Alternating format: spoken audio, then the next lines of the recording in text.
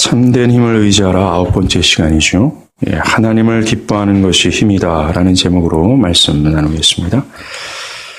오늘 보면 한나의 기도문입니다. 한나가 누굽니까? 애를 낳고 싶지만 낳지 못하는 비천한 여자였습니다. 그런데 그 하나님의 전적인 은혜로 사무엘이라는 이스라엘 역사에서 너무나 중요한 선지자를 얻는 복된 여자가 되는 겁니다. 이 한나의 사건은 신자들에게 임하는 구원을 예표해 주는 사건입니다.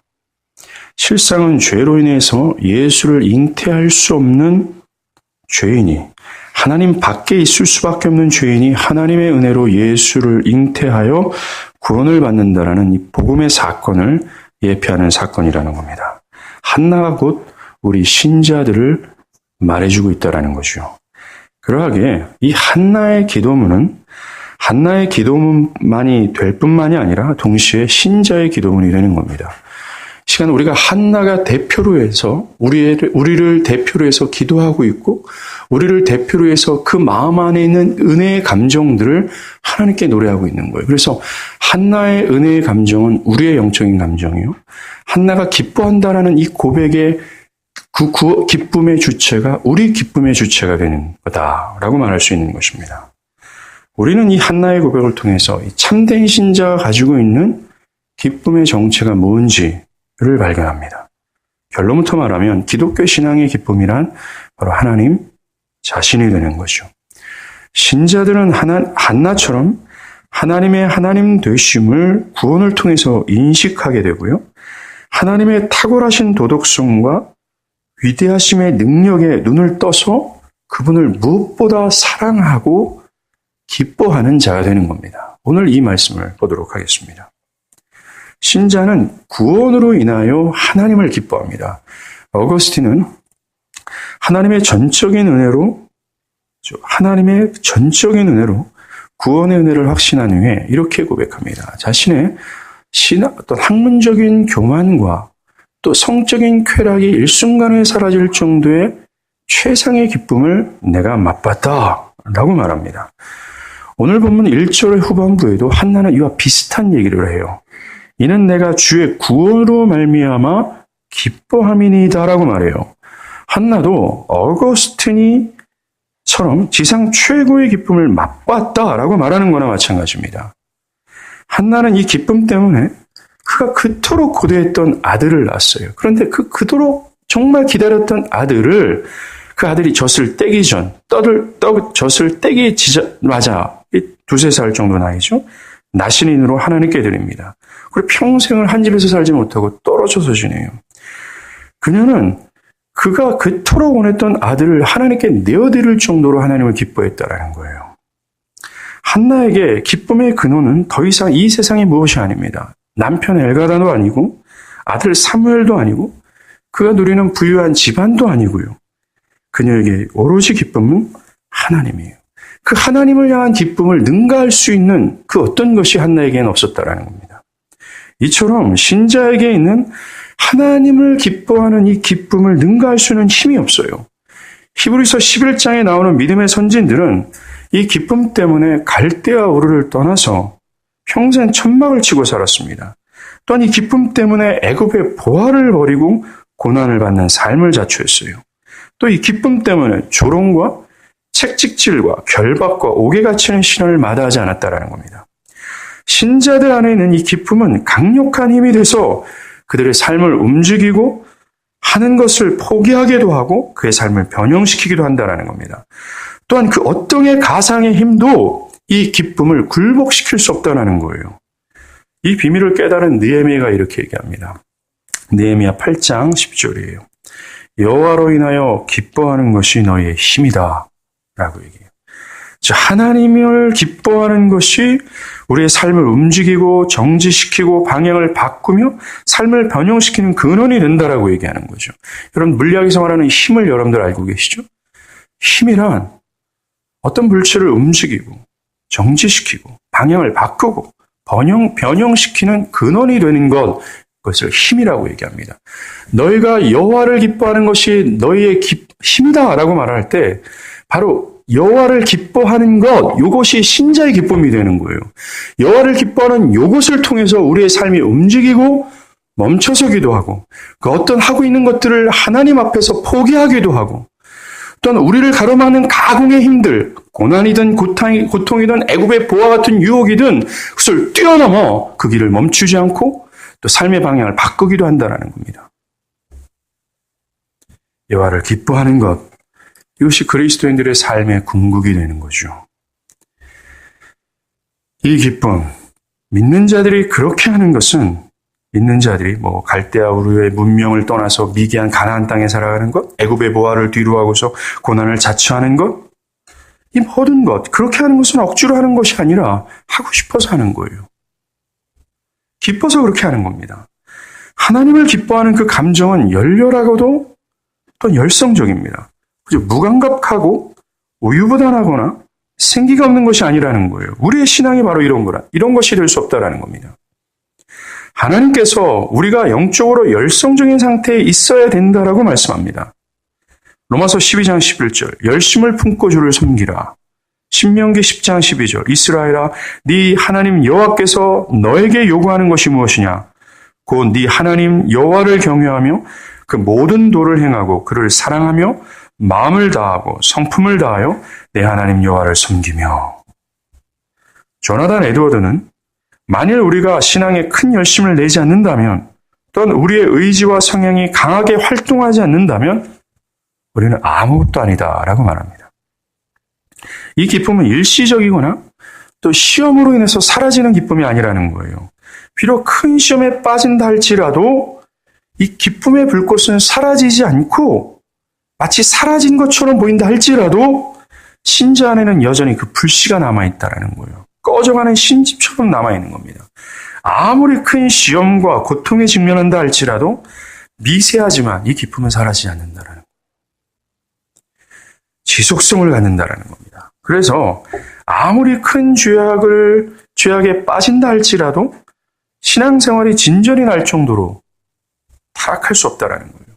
하나님을 섬기는 것에 대해서 정말 싫어하거나 그것을 무시할 정도까지는 타락하지 않는다는 겁니다. 신자들에게 힘은 여호와를 기뻐하는 감정이에요. 여호와를 기뻐하는 것이 신자들의 삶의 동력이 된다라고 얘기합니다. 하나님을 사랑해서 신앙하고 하나님이 좋아서 모든 환난 가운데서도 그 영생의 길을 포기하지 않는 겁니다. 신앙의 열심을 내라. 예배를 참석해라. 어떻게 하든지 고난 가운데다 인내하며 하나님의 길을 걸어라. 아무리 주장창 얘기한다 할지라도 그 사람 못해요. 인간의 강철 같은 의지를 동원한다 할지라도 이 신앙의 생활, 이 열렬함을 만들어낼 수 없습니다. 이 열렬함에 대한 이 감정은 바로 구원으로 얻어지는 하나님을 기뻐하는 것, 이것으로밖에 안 돼요. 우리가 주변에서 신앙의 생기가 사라져 있는 사람들에게 권면할 수 있는 말이 뭔지 아십니까? 고난 가운데서 정말 완전히 주저앉아서 절망 가운데 있는 사람들에게 우리가 권면할 수 있는 말이 뭔지 아십니까? 여호와를 기뻐하라는 겁니다. 꺼져가는 심지처럼 정말 미세하게 불꽃이 살아있는 그에게 그 불꽃을 다시 되살려 다시 열렬하고 열성적으로 하나님을 섬기라라는 권면을 받게 할 수 없다는 거예요. 그렇다면 이 기쁨은 어디서 비롯될까요? 아까도 말씀드린 것처럼 구원의 은혜에서 비롯되는 겁니다. 십자가에서 나를 구원하신 그리스도의 은혜에서 비롯되는 거예요. 이 십자가의 의미를 깨달을 때 신자는 기쁨이 시작되고 이 세상의 모든 유협과 시험 앞에서도 이 십자가를 묵상할 때 이 기쁨을 유지할 수 있어요. 최종적으로는 저 천국에서 영원토록 이 십자가로 말미암아 기뻐하게 되는 겁니다. 한나는 오늘 본문에 한나를 보면요. 한나는 아들을 낳았을 뿐입니다. 그런데 한나는 1절에서 그것을 주의 구원으로 말하고 있어요. 아들을 낳았다라는 것이 구원을 받았다라는 것으로 표현하고 있습니다. 우리들에게 이것이 잘 이해가 되지 않아요. 이것을 이해하기 위해서 우리는 지난 시간 말씀을 복습 한번 해보도록 하겠습니다. 구약의 이스라엘에서 아들은 철저히 그리스도 예수를 예표합니다. 일반적으로 아들은 현재 가문을 다음 세대로 상속을 통해서 이어지게 하는 매개체가 되는 거예요. 매개체란 상대방의 두 개를 연결하는, 이어주는 것을 매개체라고 얘기합니다. 이 아들이 그런 역할을 하는 거죠. 바로 전 세대와 다음 세대의 상속을 통해서 그것을 이어지게 하는 것. 이게 아들의 역할이라는 겁니다. 그런 것처럼 이스라엘에서 아들은 아브라함에게 언약하신 가나안 땅을 상속케 하는 매개체가 되는 거예요. 하나님은 아브라함에게 창세기 13장 15절에 보이는 땅을 내가 너의 모든 후손들에게 영원히 줄 거야 라고 약속하셨어요. 이 약속을 기준으로 말하면 아브라함의 자손이면 이 약속 가운데 참여하는 자가 됩니다. 즉 아브라함의 자손이면 가나안 땅의 땅 한 조각을 얻게 되는 거예요. 반대로 아브라함 자손이 아니게 되면 이 가나안 땅 한 조각 못 얻게 되는 거나 마찬가지가 되는 겁니다. 또한 만약 가나안 땅 한 조각 못 가지게 되면 이 약속에서 벗어나는 자가 된다라고 말할 수 있어요. 하나님 백성이 안 되는 것이나 마찬가지가 되는 겁니다. 이와 같이 아브라함의 언약 안에 있는 영적 자손이라면 저와 여러분이죠. 가나안 땅이 상징하는 천국의 땅 한 쪽을 가지게 된다라는 말씀이 창세기 13장 15절의 약속이에요. 아브라함에게 말씀합니다. 나와 너하고 네 자손들이 있잖아. 이 가나안 땅 영원토록 가지게 될 거야 라고 얘기해요. 만약에 우리가 이 약속에 참여한 아브라함의 영적 자손이면 이 가나안 땅 덩어리가 상징하는 천국의 땅 한 조각을 하나님이 우리에게 영원히 주신다. 구원을 주신다. 약속하는 겁니다. 만약 우리가 저 천국 땅 한 조각 가지지 못하게 된다면 어떻게 되는 거예요? 언약에서 벗어난 자로서 하나님 백성이 아니게 되는 겁니다. 심판을 받게 되는 거죠. 그래서 그 땅을 상속받기 위해 필요한 것이 이스라엘에게는 아들이었어요. 우리에게도 한 아들이 필요한 겁니다. 이스라엘에게는 아브라함의 혈통의 아들이 필요했다면 현재 우리들에겐 아브라함을 통해 약속하신 예수가 필요하게 된 거예요. 우리들에게 예수가 하나님 나라를 상속케 하는 매개체가 되는 겁니다. 하나님과 우리, 저 천국과 하나님의 약속과 우리를 이어지게 하는 매개체, 바로 예수가 되는 거죠. 그 아들로 인해 창세기 13장 15절의 언약이 나의 것이 될 수도 있고 아들이 없으므로 나의 것이 안 될 수도 있다는 거예요. 구약에서 만약 아들이 없다면 가나안 땅을 상속받지 못하게 되는 겁니다. 아들이 있느냐 없느냐에 따라 땅 상속받고 땅 상속받지 못하게 되는 거죠. 그 결과 언약에서 벗어나는 자, 이스라엘 밖에 있을 수밖에 없는 자가 되는 거예요. 구약에서 이스라엘 밖에 있는 자란 강간범, 살인한 자, 성추행한 자, 도둑질한 자, 저주를 받아 온몸에 고름이 나서 모든 사람들에게 혐오감을 주는 나병한 자, 이유 없이 남을 구타하는 자, 사기를 친 자 등등의 온갖 범죄로 자신이 저지른 죄를 자신의 선한 행동으로는 도저히 갚을 수 없는 천하의 저주받은 자, 이 사람들이 바로 이스라엘 밖에 있는 자, 언약 밖에 있는 자라고 구약은 말합니다. 그런데 사랑하는 여러분, 이 언약 밖에 있는 자가 바로 여기에 아이를 못 낳는 불임자도 여기에 해당되는 거예요. 한나처럼 말입니다. 아들이 없다라는 것은 곧 뭐예요? 가나안 땅 조각을 상속할 매개체가 없다라는 겁니다. 그 결과 그 언약에서 벗어나게 되는 거죠. 저주받은 인간이 되는 겁니다. 오늘날 예수가 없다라는 것과 똑같다라는 거죠. 한나도 그랬습니다. 그녀는 아들을 낳고 싶지만 자신의 생리적인 능력으로는 아이를 낳을 수 없어요. 왠지 아십니까? 하나님께서 아이를 낳지 못하도록 하셨기 때문에 그래요. 저주하셨다라는 겁니다. 이런 한나의 처지가 바로 현재 죄 아래에 있는 모든 인류를 상징하는 겁니다. 모두가 저주를 받아 하나님 밖에 있는 처지라고 말하는 거죠. 모든 인류가 한나야. 한나가 지금 아이를 못 낳아서 이스라엘 밖에 있지 모든 인류가 이스라엘 밖에 있는 거야 라고 성경은 얘기해 주는 거예요. 그래서 인간은 자신들의 힘으로는 결코 천국의 땅 한 조각을 상속하는 이 아들 예수를 자신의 힘으로는 잉태할 수 없는 처지가 되는 거예요. 왜요? 죄 때문입니다. 그것이 하나님의 법이 되는 거예요. 죄로 인해 하나님은 정령 죽으리라 라는 하나님의 법이 그들의 영적 자궁을 닫아버렸기 때문에 그래요. 이것이 인간이 처한 상황이라는 겁니다. 못한다라는 겁니다. 한나가 그러했어요. 그런데 한나는 이러한 불행한 처지에 있음에도 불구하고 자신이 그렇게 불행하고 가련한 처지인지를 몰랐습니다. 부유하고 훌륭한 가문의 첫째 부인이고 또한 남편 엘가다의 사랑을 독차지하고 있어요.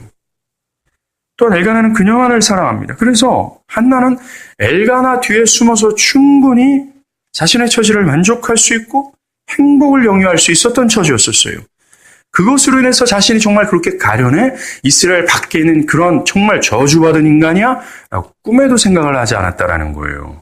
그런데 어느 날 둘째 부인 부인나가 이유 없는 도발을 하게 됩니다. 부인나가 애를 낳지 못하는 뭐예요? 한나의 마음을 염장을 지르는 겁니다. 그를 격분시키고 그를 슬프게 만드는 거예요. 너 애 못 낳는 여자잖아 라고 하면서 이 한나의 처지를 완전히 발가벗겨 폭로시키는 겁니다. 그것으로 인해서 한나는 아하, 내가 엘가나로 인해서 부유하고 엘가나로 인해서 기뻐할 그런 처지가 아니구나. 내 진짜 처지는 애를 못 낳는 이스라엘 밖에 있는 존재구나. 내가 저주받은 인간이구나 라는 사실을 폭로당하고 깨닫게 되는 거예요. 그제서야 한나는 아들을 구하게 되는 거예요. 아, 나에게 아들이 필요하구나. 내가 아들이 필요한 존재구나 라고 흐느끼며 아들을 구하는 자가 되는 거예요. 사람들도 마찬가지입니다. 사람들도요, 자신이 정말 불행의 처지에 정말 있음에도 불구하고 이런 가난한 처지에 있는지를 모른다라는 겁니다. 한나처럼 사랑하는 사람이 있고 어느 정도 버틸 수 있는 돈이 있고 분주한 일상이 있고 내일 해야 될 일들, 지불해야 될 공과금, 자녀 교육, 결혼과 사업 등등으로 철저히 눈에 보이는 여러 가지 일들로 인해서 자신의 진짜 처지를 모르는 거예요. 그런 눈에 보이는 일들로 인해서 그 뒤에 서서 숨어서 그저 그것으로 인해서 기뻐하고 그것으로 인해서 슬퍼할 뿐이라는 겁니다. 그래서 사람들은 아들 예수를 잉태할 필요성조차 못 느끼는 거예요. 즉 자신이 구원이 강렬하게 필요한 인간이라는 사실을 못 느끼는 겁니다. 심지어 교회 안에 있어도 마찬가지예요. 눈먼 바디메오가 다윗의 자손 예수여 나를 불쌍히 여기소서라고 하면서 아들 예수를 간절히 부여잡고 부르짖는 소리가 교회 안에 없다라는 겁니다. 못 느껴요. 지옥의 눈앞에 있음에도 불구하고 자신 안에는 천국이 가까이 있다라고 생각을 합니다. 사랑하는 여러분, 여러분들에게 지옥이 천국보다 더 가까이 있다는 걸 아십니까? 우리가 천력종을 배우면서 우리가 깨달은 것 중에 하나입니다. 우리가 사모하는 저 천국의 도성은 저 멀리 있고 정말 내가 정말 싫어하는 지옥은 바로 내 옆에 있는 거예요. 근데 사람들은 그것을 모릅니다. 그래서 자신이 정말 불행한 처지에 있고 구원이 필요한 존재라는 사실을 전혀 못 느끼는 거예요. 성경이 이러한 사람들을 향해서 어리석다라고 얘기합니다. 그런데 은혜가 풍성한 하나님은 구원을 주실 자들에게 복음을 통해 그들의 본래의 처지를 다 폭로시켜 주십니다. 불인나의 도발을 통해서 이 한나가 다 벌거벗겨지는 것처럼 우리는 복음을 통해 우리의 모든 모습이 벌거벗겨지는 거예요. 나 자신이 원래부터 죄인이고 나에겐 예수가 없고 예수를 잉태할 수 없는 자구나 라고 하면서 복음이 우리의 영혼에 도발을 감행하는 겁니다. 그 결과 나 자신에게 기다리는 것은 오직 형벌밖에 없구나. 내가 저 하늘의 땅 한 조각을 얻지 못하는 가련한 인간이구나 라는 사실에 눈을 뜨고 구원에 대한 강렬한 필요성을 느끼게 되는 거죠. 때론 분인나와 같은 적들의 이유 없는 도발이 있는 것처럼 하나님의 은혜로 우리가 정말 이유를 알 수 없는 고통을 당할 때가 있어요. 질병이 생기기도 하고 사업이 망하기도 하고 사랑하는 사람과 이별하게 되기도 하는 거예요. 자신의 힘으로는 손쓸 수 없는 고통이라는 도발을 통해 아하, 나 자신이 정말 가련하고 가난한 영혼이구나 라는 사실을 폭로당하는 거예요. 그 결과 한나가 아들을 강렬하게 원하는 것처럼 나사렛 예수를 강렬히 원하고 이 고통에서 나를 구원할 하나님의 힘을 간절히 구하게 된다는 겁니다. 가장 낮은 곳에서 가장 가련한 자로서 하나님의 은혜를 호소하게 되는 거예요. 이게 복음이 성경 전체가 모든 인류들에게 원하는 자세입니다. 성경은 저와 여러분들에게 이러한 자세로 가장 가련하고 가장 낮은 자리에서 하나님의 은혜를 호소하라고 우리에게 요청하고 있어요. 그러나 교만하고 강팍한 인간들은 말입니다. 절대로 이러길 원하지 않아요. 굳이 우리가 그렇게까지 하나님 앞에서 낮아져야 구원을 받습니까? 그렇게까지 우리가 낮아져야 하나님의 도우심을 받을 수 있습니까? 라고 하면서 그렇게 낮아지는 이야기들, 그렇게 가련하게 되는 그런 이야기를 들으면 그저 우울해할 뿐이에요. 너무나 웃기지 않습니까? 그래야 살 수 있다라고 얘기하는데 충분히 그러면 구원의 길을 얻을 수 있음에도 불구하고 사람들은 이것에 대해서 반문하는 거예요. 하나님이 뭐라고 나를 그렇게까지 비참하게 만들어야 됩니까? 라고 말이죠. 사랑하는 여러분, 하나님과 우리의 차이를 그저 먼지 정도의 차이, 나와 먼지 정도의 차이로만 이해해서는 안 돼요. 더합니다. 여러분들은 먼지를 귀하게 여깁니까? 저는 이게 좀 결벽증은 아니지만 이 먼지 쌓이는 걸 되게 싫어해요. 이 코가 굉장히 예민해가지고 먼지만 있으면 저는 치우고 싶어요.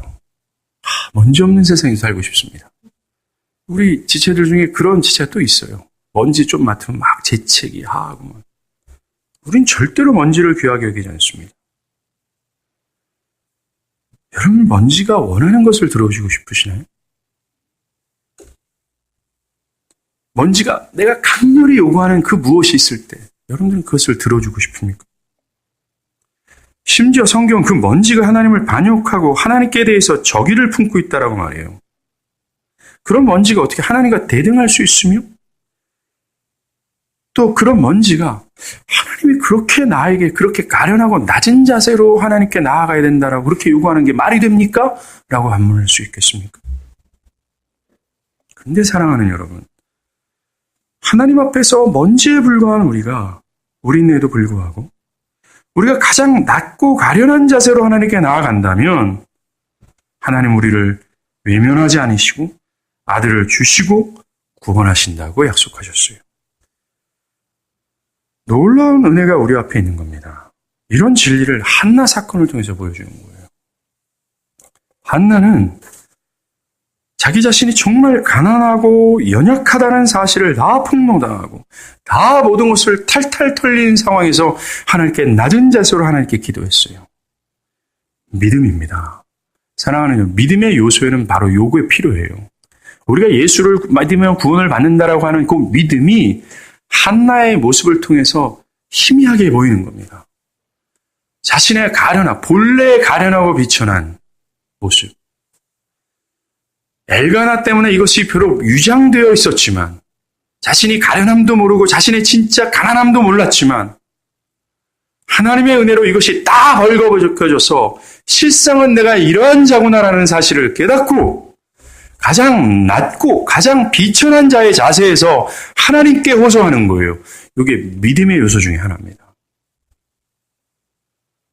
이렇게 한나가 가련한 자세로 하나님께 간구했을 때 하나님은 믿음을 통하여 그에게 아들을 허락하시는 겁니다.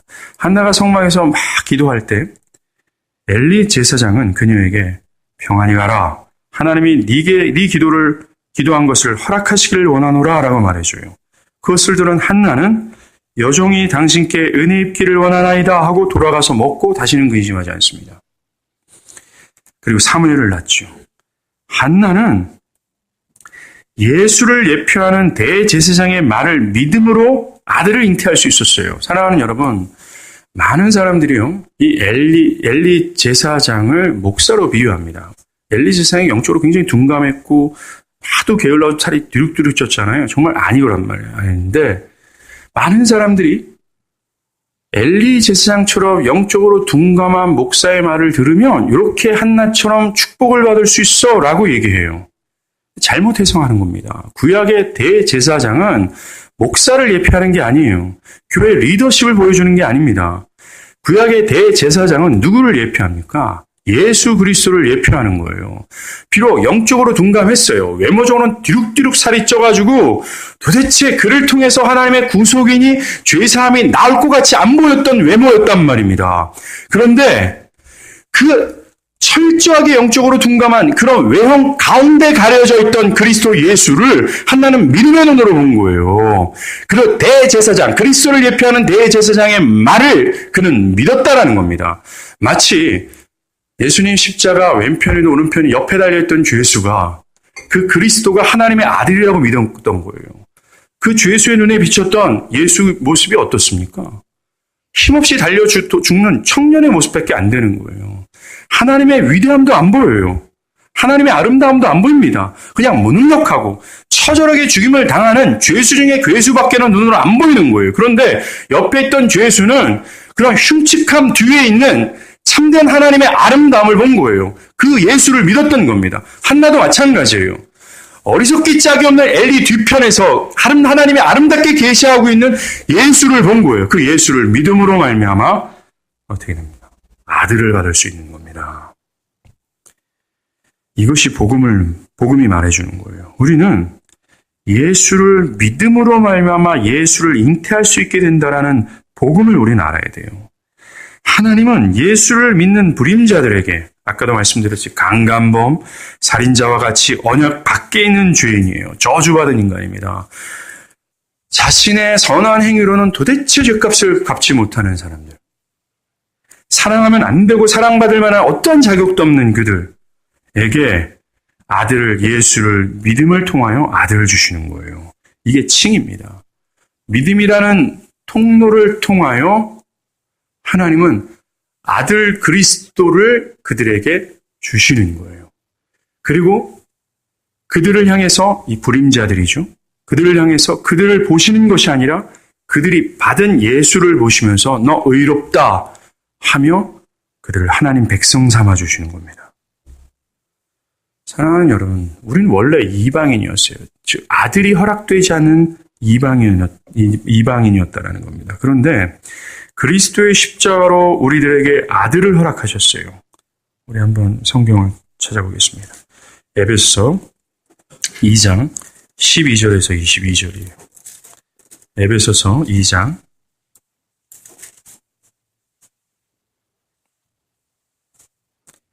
12절에서 22절입니다.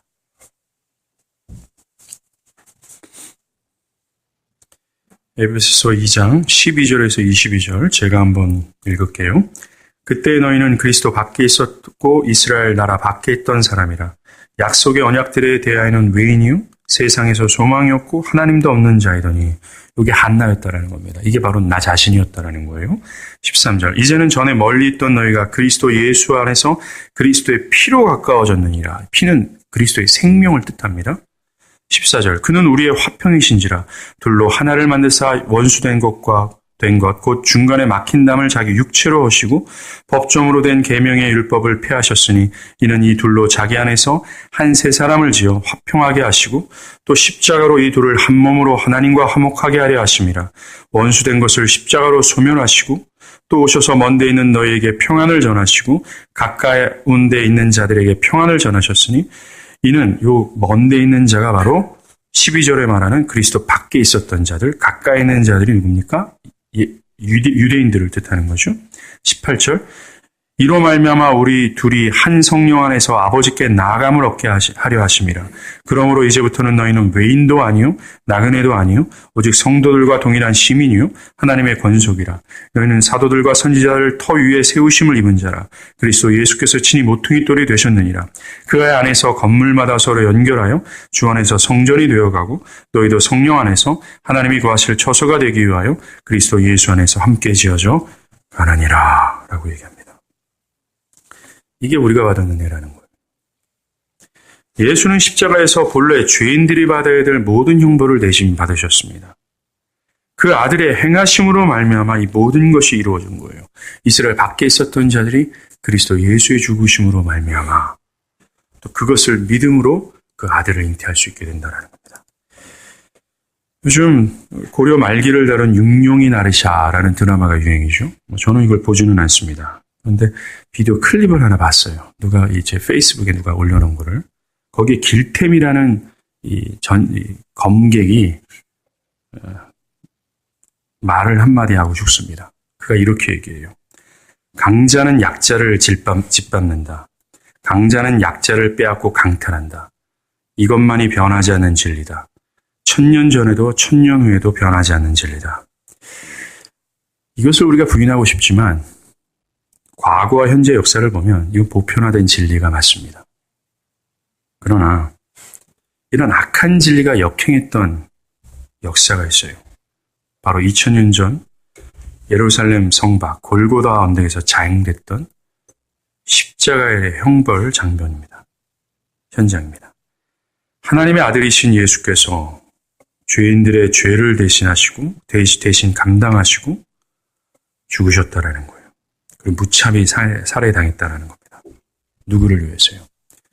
저주받은 불임자들, 하나님께 저기를 품고 있는 먼지들, 그리고 강간범, 살인자와 같이 이스라엘 밖에 있었던 죄인들을 위해 그렇게 당하신 겁니다. 그리스도의 십자가는 강자가 약자에게 짓밟힌 역사며 강자가 약자에게 강탈을 당한 역사라는 거예요. 이런 주님의 낮아지심, 고통당하심 때문에 애 못 낳는 저와 여러분이 아들 예수를 잉태할 수 있게 되는 겁니다. 그래서 그 예수 때문에 천국의 땅 한 조각을 상속받을 수 있는 자가 되는 거예요. 이것이 진정한 힘의 실체가 되는 겁니다. 한나를 보십시오. 한나는 모든 불행으로부터 구원을 받았습니다. 한나가 1절에서 자신의 마음이 여호와로 말미암아 즐거워한다라고 말해요. 얼마 전까지만 해도 그는 마음이 슬퍼서 하나님께 통곡했습니다. 그런데 이제는 그의 마음이 기뻐서 하나님께 찬양드리고 있는 거예요. 이처럼 구원받은 신자는 자신의 본래 죄됨을 깨닫고 애통하는 마음으로 하나님께 기도했다가 결국엔 하나님의 은혜로 주체할 수 없는 기쁨에 사로잡히게 되는 거예요. 길선주 목사님이 철로역정 책을 읽고서 은혜를 받은 다음에 이런 고백을 합니다. 내가 해질 무렵부터 나의 죄됨 때문에 슬피 통곡하였고 해가 뜰 무렵 나는 구원의 은혜로 인하여 내가 기뻐하며 눈물을 흘렸다라고 기록합니다. 이게 우리 그리스도인이라는 거죠. 한나는 자신의 위상이 높아졌다라고 얘기해요. 1절에서 내 뿔이 여호와로 말미암아 높아졌으며 라고 얘기해요. 한나는 분인나의 도발로 인해서 정말 비천한 처지에 있었습니다. 그런데 지금 하나님이 주신 아들로 인해 그 위상이 높아졌어요.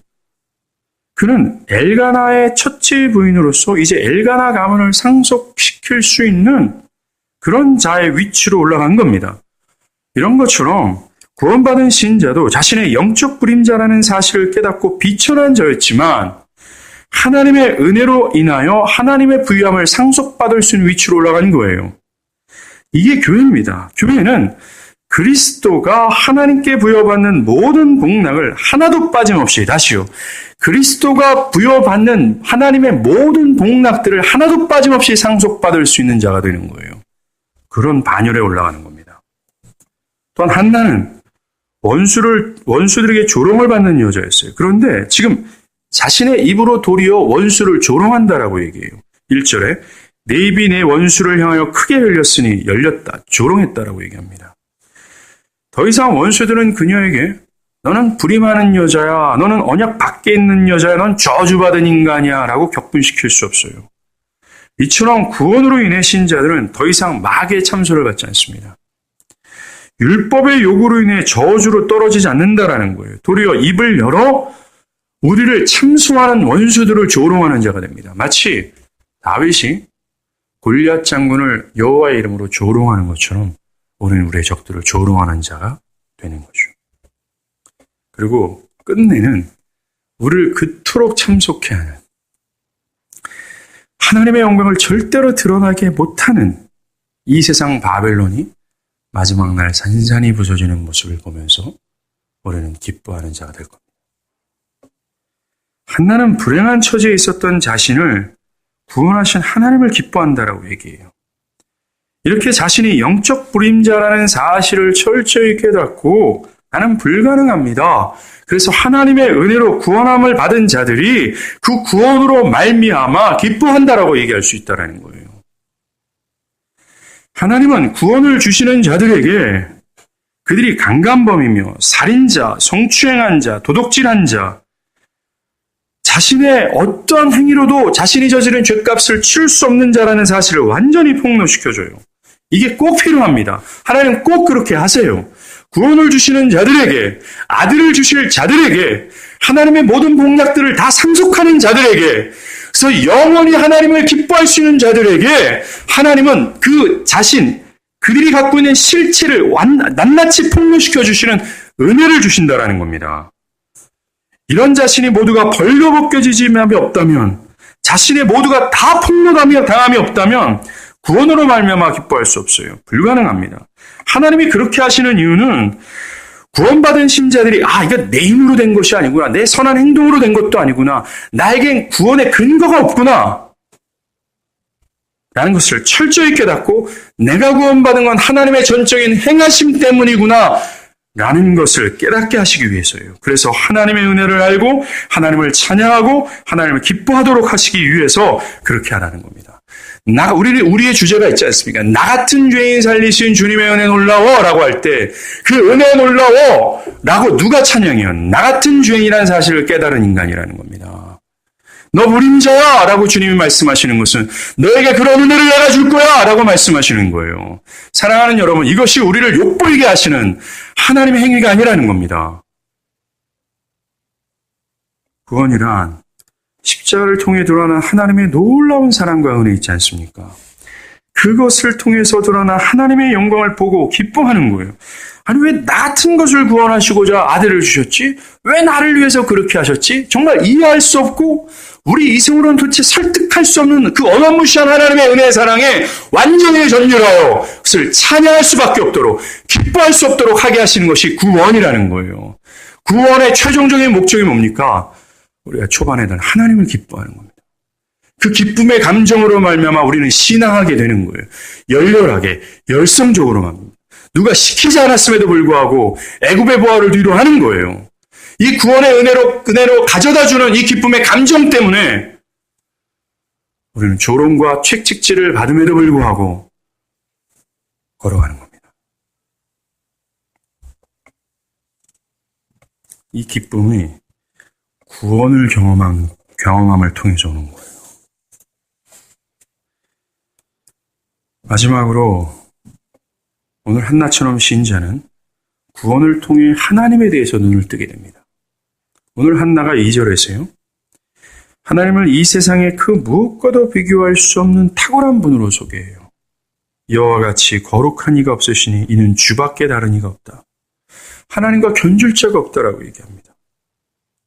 둘째로 하나님이 능력이 무한하시다라고 고백합니다. 2절 후반부요. 우리 하나님 같은 반석도 없으심이니이다. 셋째로 하나님께서는 모든 것을 아시는 분이라고 고백해요. 3절에 여호와는 지식의 하나님이시라 행동을 달아보시느니라. 한나는 구원을 통하여 하나님의 하나님 되심을 인식하게 됩니다. 우리도 참되게 구원을 받게 되면 하나님의 하나님 되심에 대해서 눈을 뜨기 시작해요. 한나는 하나님의 도덕적 속성이라 말할 수 있는 하나님의 탁월한 거룩함을 인식합니다. 그 거룩함이 있는데 그 누구도 비할 수 없다. 그 누구도 비교할 수 없는 하나님의 탁월한 도덕성이 있다. 라고 한나는 말합니다. 그리고 한나는 하나님의 영광스러운 본성인 그분의 위대한 능력을 인식하게 되는 거예요. 여러분들, 이 거룩함, 도덕성 없이 능력만 있다. 이러면 이 아름답지 못합니다. 도덕적으로 깨끗하지 못하는데 능력은 커요. 근데 오늘날 사람들이 이상하지 않습니까? 뭐 한 가지만 뛰어나면 그 사람의 도덕성 상관하지 않는 경우가 있어요. 그 한 10여 년 전에 코비 브라이언트라고 그런 NBA 선수 있지 않습니까? 그 사람이 지금은 코비가 시들해졌지만 10년 전에는 대단했거든요. 정말 대단했습니다. 근데 그 사람이 주차장에서 어떤 여성을 성추행했어요. 근데 그 매스컴에서 뭐라고 얘기했냐면은 농구를 잘하는데 라는 말을 했어요. 제가 영어 표현을 잘 못하겠는데 해석하면 그렇게 뜻합니다. 농구를 잘하는데 그 모든 도덕성의 어떤 이런 일이 무슨 뭐 이렇게 되겠냐, 약점이 되겠냐 이런 거죠. 우리들에게도 그런 인식이 있습니다. 여러분들 아주 뛰어난 스포츠 선수나 뛰어난 연기력을 보이거나 또 뛰어난 뭔가 성과를 얻은 사람이 조금의 부족한 도덕성을 비추게 되면 사람들은 그게 좀 어때? 이렇게 능력이 있는데. 이 정도까지 우리가 타락했어요. 그런데 실제적으로는 말입니다. 탁월한 능력이 있는데 도덕성이 결여됐다면 이것은 참된 아름다움이 아니에요. 그런데 하나님은 가장 탁월한 거룩함을 가지고 계실 뿐만 아니라 가장 뛰어난 능력을 갖고 계신 분이다 라고 한다는 얘기예요. 그래서 그 누구도 하나님과 견줄 수 없다. 그러면서 하나님의 영광을 보고 하나는 기뻐하는 겁니다. 이렇게 신자는 구원으로 말미암아 하나님의 하나님 되심을 인식하는 겁니다. 하나님의 탁월한 거룩함을 노래하게 되고 하나님의 위대하신 힘을 발견하게 되는 거죠. 사랑하는 여러분, 이와 같이 하나님의 하나님 되심을 참으로 인식하는 것이야말로 신자가 누리는 기쁨에서 제일 중요하고 근본적인 기초가 될 수 있다 말할 수 있습니다. 신자들이 기뻐하는 것은 하나님으로부터 얻어진 어떤 유익 때문이 아니에요. 한나는 사무엘로 인하여 기뻐한다라 말하지 않습니다. 그 사무엘을 하나님께 내어 던지고 나는 하나님으로 말미암아 기뻐한다 그래요. 이게 신자의 기쁨이에요. 신자는 하나님께서 주시는 어떠한 선물로 인해서 기뻐하는 것이 아니라 하나님 자신을 기뻐하는 겁니다. 말씀을 정리합니다. 아재, 자기 자신 안에 예수 없는 영적 불임자라는 사실을 생각하는 분들이 계시죠. 나는 정말 영적 불임자다. 또한 나는 죄가 많아서 나의 선한 행동으로는 이 죄값을 다 치를 수 없다라고 확신하는 분들이 계십니까? 내가 곧 한나입니다. 그렇다면 자비와 사랑이 풍성하신 하나님께 나오시기 바랍니다. 그리고 십자가에서 나의 죄를 대신 지신 그리스도 예수를 믿는 믿음을 사모하시길 바라요. 만약 여러분이 예수를 믿는다면 하나님은 그 믿음을 통하여 예수를 주실 거예요. 그리고 여러분에게 천국의 땅 한 조각을 상속하게 될 겁니다. 그리고 여러분은 하나님의 하나님 되심을 인식함으로 기뻐하게 될 거예요. 또한 나는 예수를 알고 있습니다. 구원을 받았습니다. 라고 하는 분들이 있다면 여러분들의 마음에 과연 하나님을 열렬히 기뻐하는 마음이 있습니까? 이 은혜의 감정이 있으십니까? 또 그 은혜의 감정이 여러분의 삶을 움직이고 계십니까?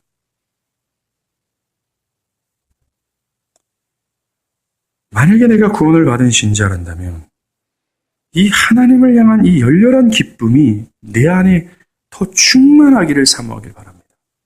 하나님을 기뻐하는 것이 힘이라 말씀하신 것처럼 하나님을 기뻐하는 것이 우리의 영혼과 신앙과 삶의 근간이 되기를 사모하는 여러분이 되길 바랍니다. 기도하시겠습니다.